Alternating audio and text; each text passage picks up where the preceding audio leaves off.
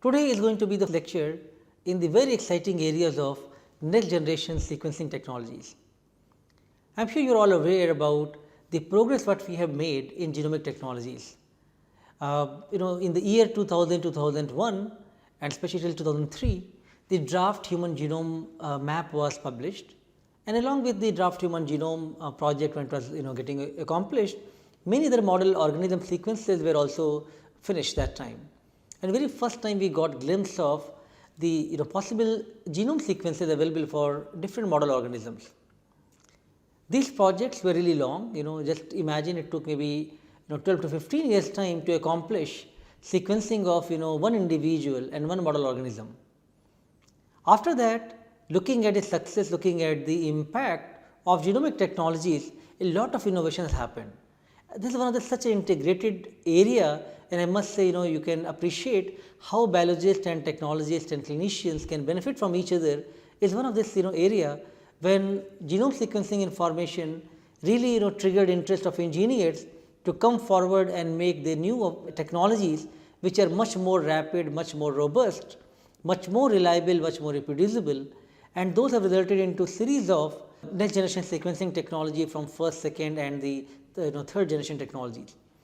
So, these technologies interface have really helped us now to move forward for what was accomplished in 10 years to maybe in a day or two, you can now do the sequencing. So, this is as I said these are the kind of technologies. Sometimes for a revolution to happen you have to wait for decades and you have to wait for centuries, right.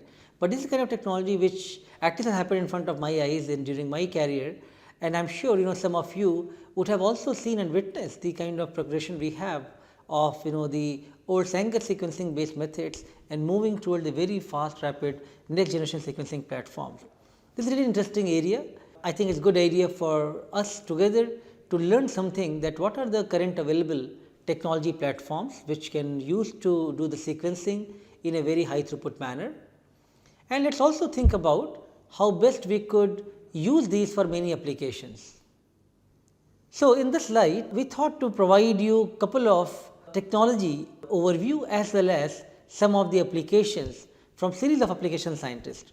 In this series, today we have Mr. Praveen Nilaway, a field application scientist from Thermo Fisher, who is going to talk to you about the ion torrent informatics solution for NGS data analysis.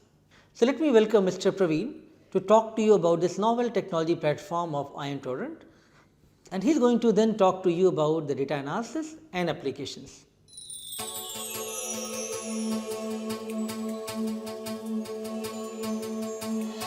Good morning everyone. So, you must have gone yesterday through the ion torrent technology, right?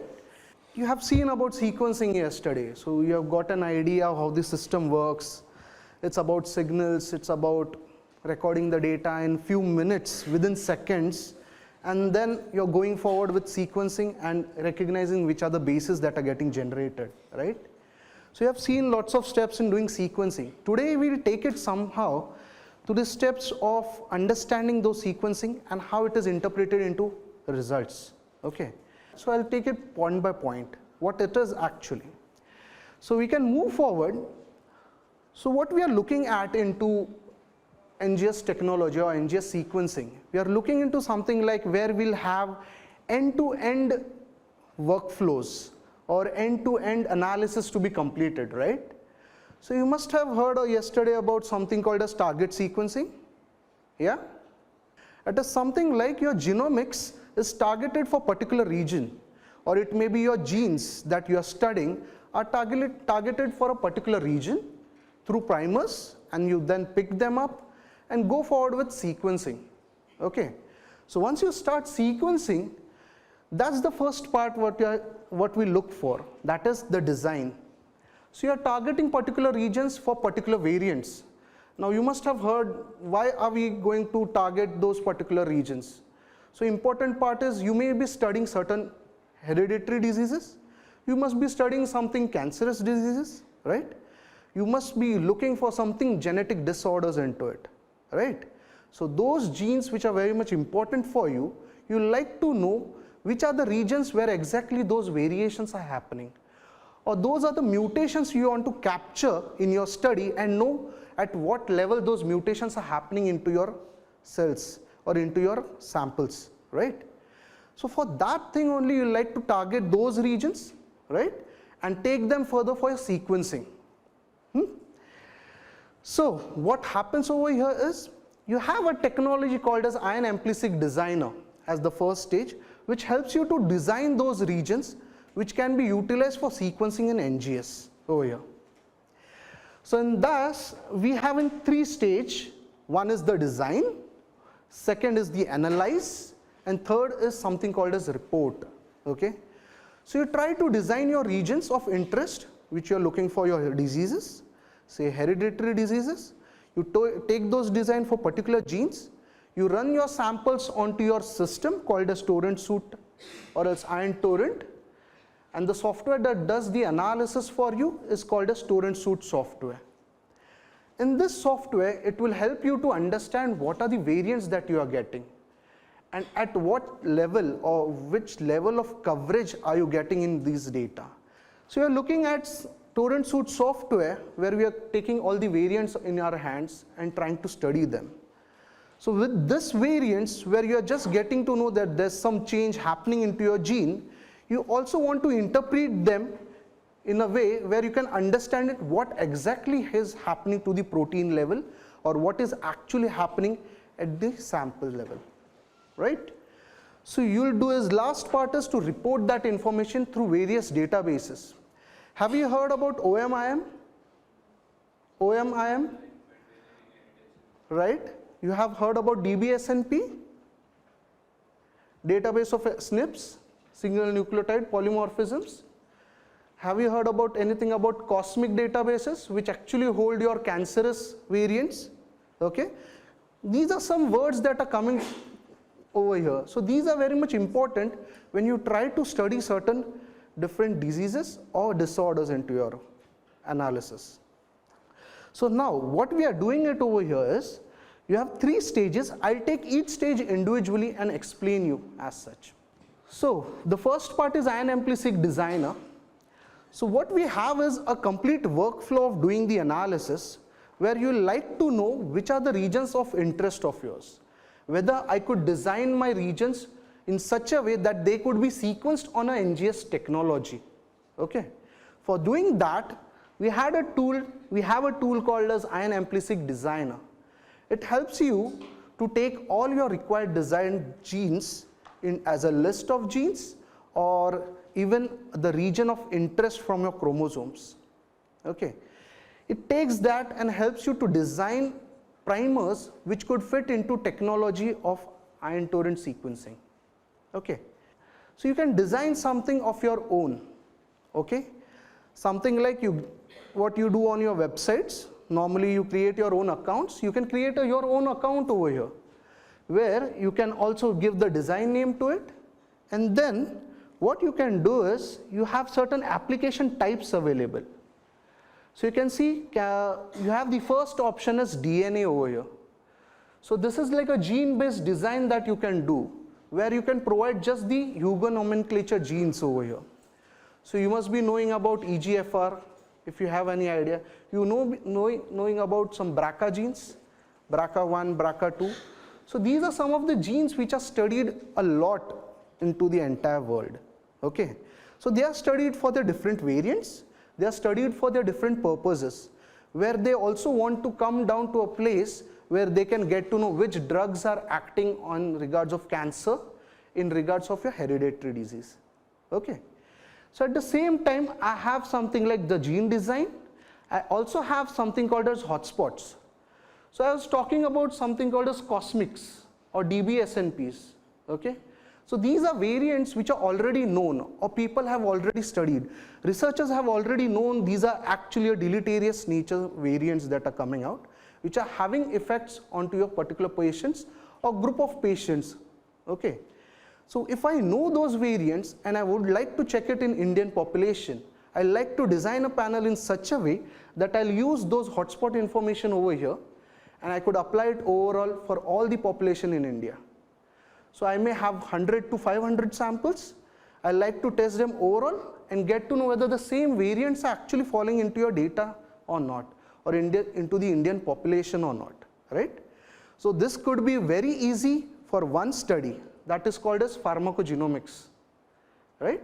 Your one gene can bring you results in such a way that it could easily tell you which therapy could be properly utilized for particular patients, right? So over here we have an option of DNA hotspots which take such type of information. It may be a chromosome single location such as an SNP, it could be a deletion of a bigger range. So in that way we can provide the information over here as hotspots. The rest other two things that are available, one is gene expression. So you must have studied about RNA-seq. Have you heard about it anytime? Or something called as whole transcriptome. So this is nothing but a study of genes which are expressing into your samples. Or you can say if you are considering something like you have cancerous patient and a normal patient. So you like to know which are the genes that are expressing into a cancerous patient, which are very much different from what the normal patient is having, right? So such studies come into play when you talk about whole transcriptome sequencing, okay? There's a different technology. At the same time, we can do same gene expression analysis into this place, where we like to target those genes which are actually into your expression studies, okay? And we like to know which are actually highly expressing, which are actually low expressing. This could easily take you to the pathways which are affected due to these regulations, okay? So this is one of the study, and the last one is something called as gene fusion, where two genes can fuse at a particular location, at a point, and there could be a protein change happening into it. So such study or such type of designs could be made ready, available, which could be taken up further for sequencing onto ion torrent technology, okay? So I'll just move forward. So what happens with the design? So I'll just give you a small example of a BRCA gene. BRCA1 gene which has been designed over here. So you can see BRCA1 gene, and then it says what is the DNA types that you want to go for. Now what happens into your data? You can get data primers designed based on different types of samples, okay? Now whatever you do, you can be using, like, you must be studying blood type of samples. Like normally what your lab test does are, you take only the bloods, you take the blood samples, you like to take all the genomic data out of it, target your particular gene and then do the studies further, right? So such type of analysis could be done. We can get a design ready for it, and in that I get to know how many amplicons are getting designed for a particular gene. Now my BRCA1, I think the design looks like you have 36 amplicons that have been designed over here just for your DNA sample, okay? So such type of samples or such type of variations is available over here just to know what can be done. There's one more type of sample that comes up into cancerous studies. Have you heard about FFPE sample anytime? Yeah, these are actually formalin fixed samples, okay? So these are actually whenever you do cancer test or somebody is detected with cancer, these samples are actually fixed on a paraffin, right? And then sent across to labs for testing. So these can be easily picked up. So you wanted to know what are the variations or mutations that you are getting into it. So such studies could be done again using particular design over here. So what happens, this tools helps you to differentiate between what are the DNA types, what are the type of data that you want to go utilize for doing your studies, what type of targeting that you can do in such type of studies, okay? So once this design is ready, you get to know how many amplicons are there, what type of sequencing I could do. Like the technology is defined based on my sequencing range also. So you have something like for FFP it is 125 to 175 base pair. So I have utilizing a technology or sequencing where I could do 200 base pair sequencing, and there is also a 400 base pair sequencing which I could take further with my blood samples also. So this helps you to easily get to know what things has to be utilized, how could I run the data onto an ion torrent system, and you do further, take it further for the analysis level. So you got to know about the information, how designing is happening, right? how the panels are getting designed, your genes are getting picked up and taking it further. Now once your genes are ready, your panels are ready, you like to take it further and sequence it. And you will put it onto the system. You will first do all the amplification. Yesterday you must have gone through all the steps for whatever the amplification happening, you are taking it, barcoding it, and then taking it onto the chip and running it, and your reports get generated finally, right? So once your reports are generated, the report analysis work is done by this software, torrent suite software, okay? It understands whatever data is generated by signals, okay? Whatever voltage changes are happening are recorded onto the systems, and the software understands its signals, clears the signals or filters the signals over there, and then decodes them into particular bases. So you have a chip has millions of wells, and in millions of wells you have millions of signals getting recorded, and the same signals are decoded into your bases and giving you the entire read length, a bigger read length sequence over there, okay? So you get sequences which are around 200 base pair, 400 base pair, or it may be on a higher read length of 500 to 600 base pair also, okay? So once you have done sequencing, what should we do further? We have got the raw data, right? See, the raw data comes into various formats. One is FASTQ. You must have not known about it, or you may be having an idea about it. FASTQ files, which is a raw data file containing sequences as well as the quality values for it. And there is something called as BAM file also. So this is just for knowledge. BAM file is one where if you do certain like aligning to the genome, your data is generated and you are aligning to the genome, you get these BAM files which contains all the coordinates for those genomes. So you align it, get the coordinates, which are the chromosome, where is the actual alignment happening, which position, and whether it contains proper alignment or there are any mismatches or deletions into it, insertions or deletions into it, right? So everything is recording through the software, torrent suite software. The tool that does this mapping for you is called as TMap. Okay, I have not put much into this. I'll just take to the specific level of analysis that we do.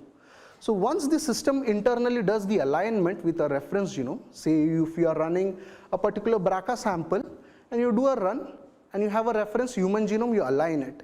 So you like to know what is happening behind it, right? Your genome is getting aligned, your data is getting properly aligned to it. But how? How much is the data getting aligned to it, right? That would be your first question. So if I have generated around 2 million reads for that sample, how many reads are actually aligning to those regions which are interest of yours, right? So for that, we have a tool called as, sorry, I just explained a lots of thing of the torrent suite software. Just to take it in a shorter way, you have something like automated sequencing data analysis. You have something like the interface is through a web-based interface, where you like easily can go into a website and go through the runs, reports, download the reports in PDF, run different plugins that are available for doing analysis, okay? So as I come back to what I was speaking, you have done data analysis onto a reference genome, aligning your data to that reference, but you need to know something more about it, whether it is actually representing your data or not, actually it is aligning to your regions or not of interest, right? So that's my main important point. So over there are helpful, whatever plugins are there, those come into play over here, okay? So we have certain plugins which helps you to understand if the region of interest that you have designed, I could provide my information over there. Say I have BRCA1 region, I have designed it, I wanted to know how many genes or how many reads are actually aligning to those regions, okay? So how can I do that? So I have a plugin called as coverage analysis, okay? This coverage analysis helps you to know if any region is getting aligned with number of reads, it lets you know how many reads are actually mapping to it. So what happens? So it says, if I have a region, say this is an example for a cancer hotspot panel, which has around, in the target region has around 22K bases, 22,000 bases into it. So I just wanted to know how many percentage of bases are, like how many reads of my, or how many bases of my reads are actually on target, aligning to my BRCA region or like CHP panel region. So it is 90% of my bases are actually aligning to my region of interest in cancer hotspot panel. Okay. With that, it lets me know which is the base depth coverage across it.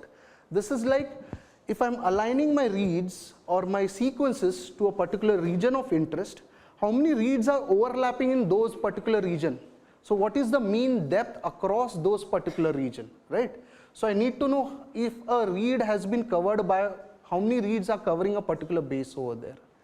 So in that, you have around 9,495 mean depth. Okay, it's an average depth covering a particular base over there. So you may be having a range of around 8,000 to 10,000, okay, into your CHP panel that have you designed, or it may be a custom panel that you have designed, and then you get to know this particular depth. Now this gives me an idea whether my panel is properly having all the reads or not, right? If I am having a depth of 1,000, 2,000, it's still good. So now over here as an example, it's very high. And that I'll also like to know whether my region of interest, say I have 22 kb of my region of interest, in that whether if I look for 1x coverage, how many bases are covered by 1x coverage, okay? At least one read covering each base. That's what I could say as 1x coverage. So in that you have around 100% bases which are covered at 1x. At the same time, I like to know how many bases are covered at 20x, that is 20 times a particular base is covered properly or not, right? So 20 times a read is covering a particular base. So at the same time it's 100%. Till the 500x you can see it's 100%. So this shows me whether my design is fine or not, whether my each base is getting covered properly or not, whether this data could be taken further for my variant analysis or not, where my variant of interest would be properly picked up or not. So this gives me an overall idea. At the same time, I have something like end-to-end reads. So if I'm designing something like your gene, okay, I'm taking my gene, designing a particular primers for your exonic regions, one end to the other end. So whether it is covering end-to-end or not, so how many reads are actually covering end-to-end sequencing into it, right? That gives you a confidence for your primers also. So your primers which have been designed, so it shows me 95% of my total reads are actually having end-to-end alignment to my region, gene of interest. Okay, so that gives me more confidence whether my data is coming good or not. Okay. So any questions till now? Yeah. Does this 1x coverage essentially means that single base resolution? It's not single base resolution. It is like when you are taking a reference genome, you are aligning a sequence. I'm just trying to know whether a single base is covered by one read or not.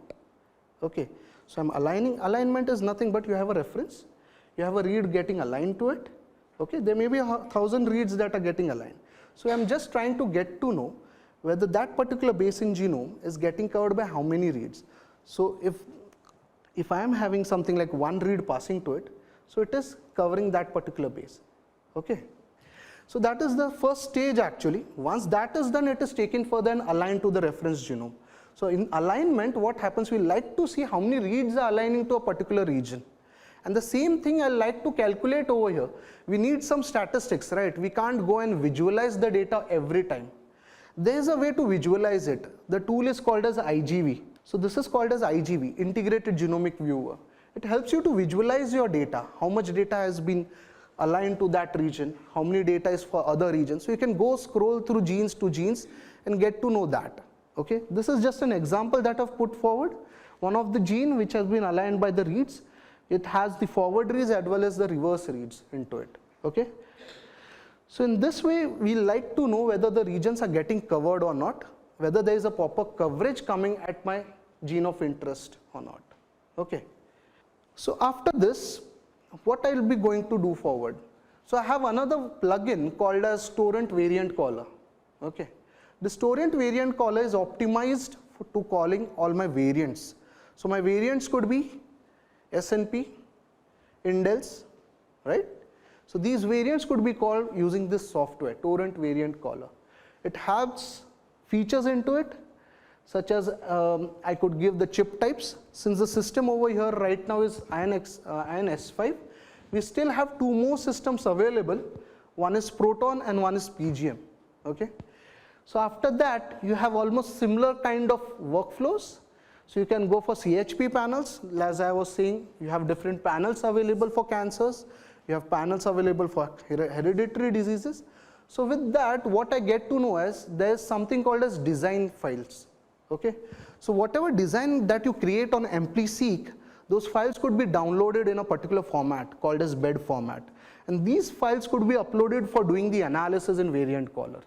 Okay.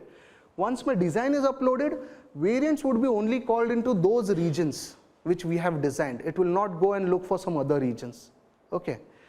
Once those designed region is given, it also has something called as hotspot.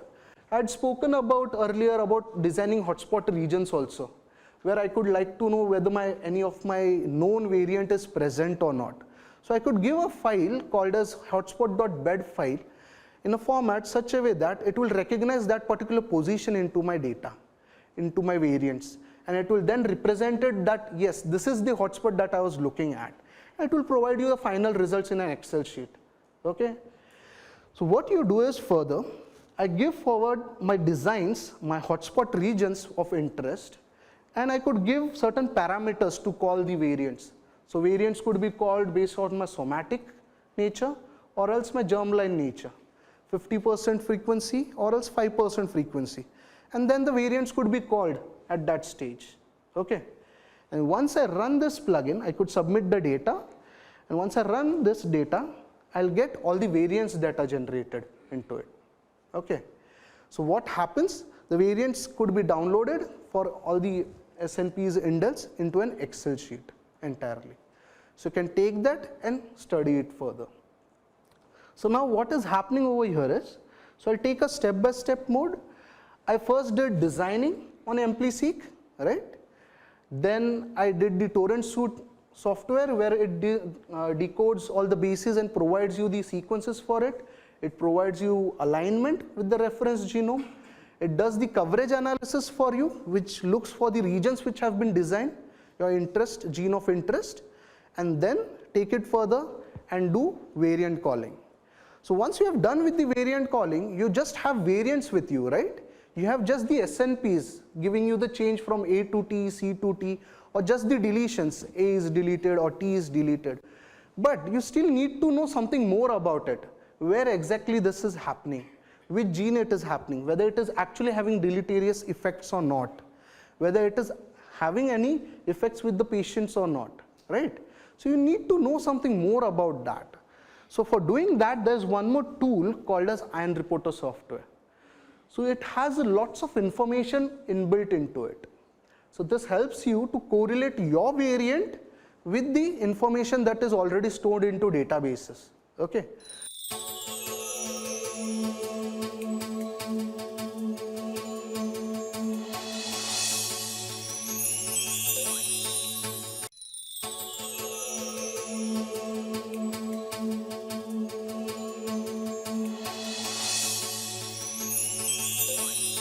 So today you learned and at least got a glimpse and some understanding the basics of NGS platform and data analysis. You are also introduced to the Ion AmpliSeq designer, the torrent suite software and the Ion Reporter software.